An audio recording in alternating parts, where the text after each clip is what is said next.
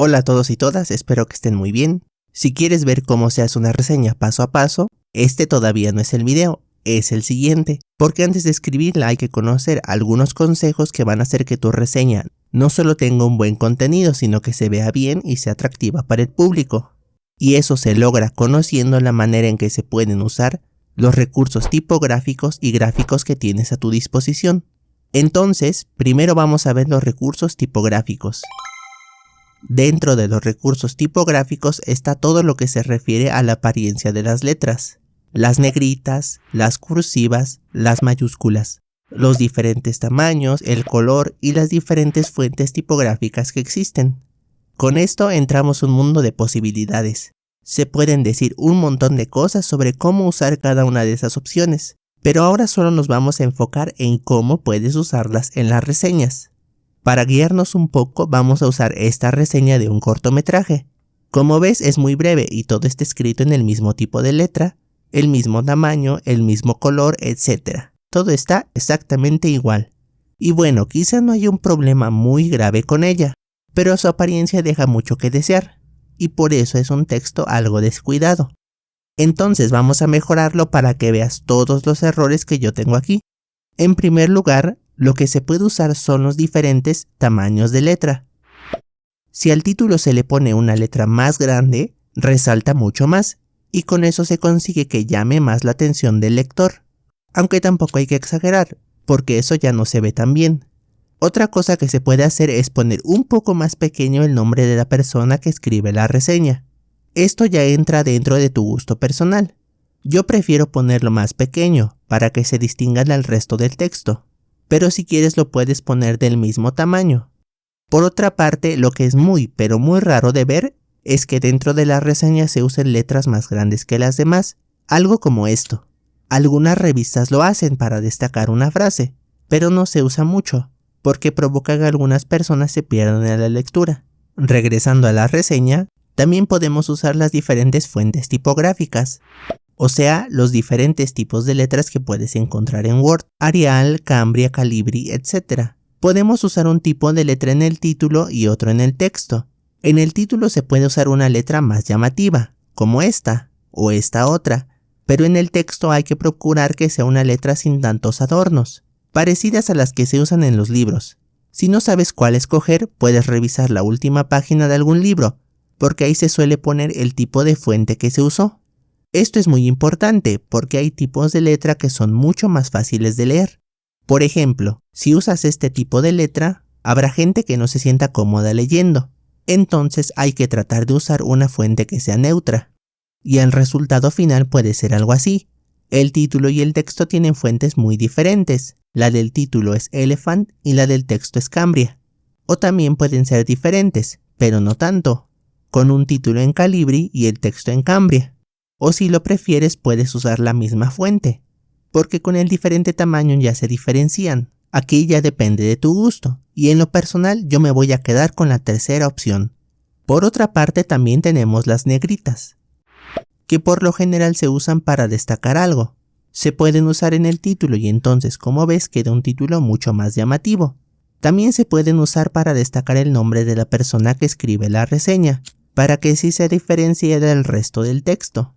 En general, estos son los lugares donde es más común usar las negritas, aunque también pueden usarse dentro de la reseña, si es que el escritor quiere destacar una idea importante. La verdad es que no es tan común, porque como las negritas llaman mucho la atención, entonces la idea que se quiere destacar tendría que ser muy, pero muy importante, y muchas veces los escritores prefieren que el lector encuentre por su propia cuenta dónde están esas ideas importantes, así que por eso no se usan tanto. Pero si algún día te las encuentras, como aquí, ya sabes que eso se puede hacer. Otro recurso para destacar algo son las cursivas. Pueden usarse en el título, aunque si el tamaño es más grande y además usas una diferente tipografía y además está en negritas, tal vez ya sea demasiado. Hay que llamar la atención, pero no tanto. Quizá podrías usar cursivas, pero sin negritas, o usar cursivas y negritas, pero sin que la letra sea más grande que el resto de la reseña. Procura economizar los recursos y usar los suficientes para que tu trabajo se vea elegante. Además, las cursivas también pueden usarse para destacar el nombre de quien escribe la reseña. Aquí no queda tan mal usar ambos recursos, porque el tamaño del nombre es igual o más pequeño que el resto de las letras del texto. Pero además de estos casos, las cursivas tienen dos funciones que son más importantes. La primera es que se usan para señalar los nombres de las obras de las que hablas. Entonces, esta reseña es sobre un cortometraje llamado Maestro. Y en todos los lugares donde mencione su nombre debo ponerlo en cursiva. Pero además, en esta parte menciono la serie de Bob Esponja. Y como también es una obra, debe estar en cursivas. Y si hubiera mencionado el título de un libro, o el de una película, o el de una serie, o el de un anime, o el de un disco, también sus nombres deben escribirse en cursivas. Eso siempre se hace en todos los escritos. Los nombres de obras van en cursivas. Y la razón es que hay que destacarlas para que las personas sepan que estás hablando de una obra que pueden ver o leer o escuchar.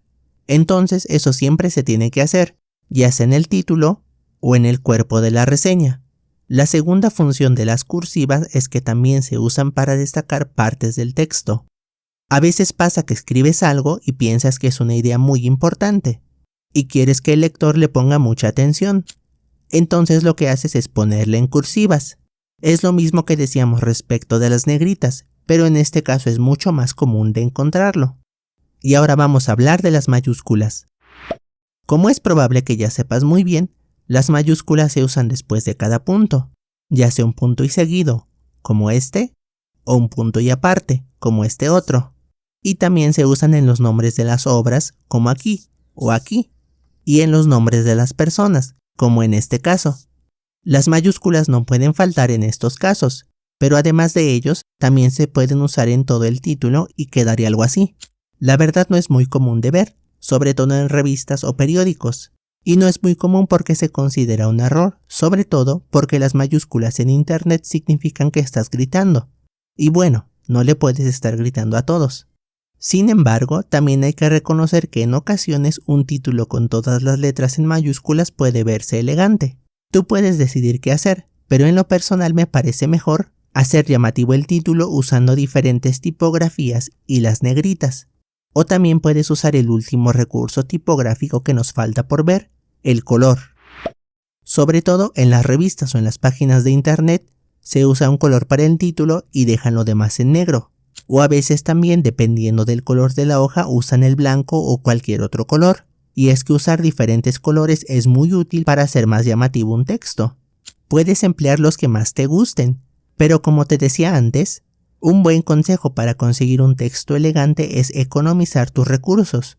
No abuses de los diferentes colores, y tampoco escojas colores que sean muy difíciles de leer. Por ejemplo, si pones mucho texto en rojo en una hoja blanca, prácticamente estás pidiendo que nadie lea tu reseña. O un verde muy brillante tampoco es muy recomendable. Yo voy a dejar casi todo en negro y el título será de un morado fuerte, para que tampoco sea muy escandaloso, porque además ya son letras más grandes y están en negritas. Y por último, no es un recurso tipográfico, pero tiene que ver con las letras. Justifica tu texto. Eso significa que escojas esta opción en Word para que tu texto quede perfectamente alineado a la izquierda y a la derecha, y no se ve así, con renglones disparejos. Solo con hacer eso un texto cambia mucho, y además es mucho más cómodo de leer. Y bueno, ahora que ya sabemos cómo podemos usar los diferentes recursos tipográficos, vamos a ver los recursos gráficos. Básicamente estos son las imágenes que acompañan al texto. Si escribes sobre una película, puede ser el póster o algún fotograma, que es una imagen sacada de la película. O si reseñas un libro, puede ser su portada o la foto del escritor, o alguna imagen relacionada. O si reseñas un concierto, pueden ser algunas fotografías que se tomaron, y así sucesivamente, dependiendo de lo que reseñes. Entonces, como esta reseña es sobre un cortometraje, voy a usar el póster de la película, que no se vea muy grande, pero tampoco muy pequeño. Puedes usar todas las imágenes que quieras, siempre y cuando no le quiten protagonismo a tu texto, porque al final lo importante es lo que escribes y las imágenes están ahí nada más para acompañar el texto. Dependiendo de la extensión de tu reseña, tienes que calcular cuántas imágenes puedes usar como máximo, para que no le quiten protagonismo a lo que escribiste. Y entonces, Después de emplear los recursos tipográficos y gráficos que tenemos a nuestra disposición, la reseña pasa de verse así a verse de este otro modo. Yo creo que hay una gran diferencia, y aunque solo sea la apariencia lo que cambia, importa mucho, porque tu texto puede ser muy bueno, pero si se ve mal, muy pocos o nadie se va a animar a leerlo. Imagina que en vez de seguir todo lo que hemos dicho, yo hubiera hecho todo lo contrario, y la reseña se viera así. Otra vez, lo único que cambia es la apariencia, pero entre leer este texto o este otro, yo prefiero el segundo. Y si yo tuviera que evaluar los dos, el segundo tendría algunos puntos más, porque es una reseña más profesional y pone atención en varios detalles que en estas se descuidan mucho. Y bueno, eso es todo por ahora. Hasta el siguiente video, donde vamos a ver cómo escribir una reseña paso a paso. Adiós.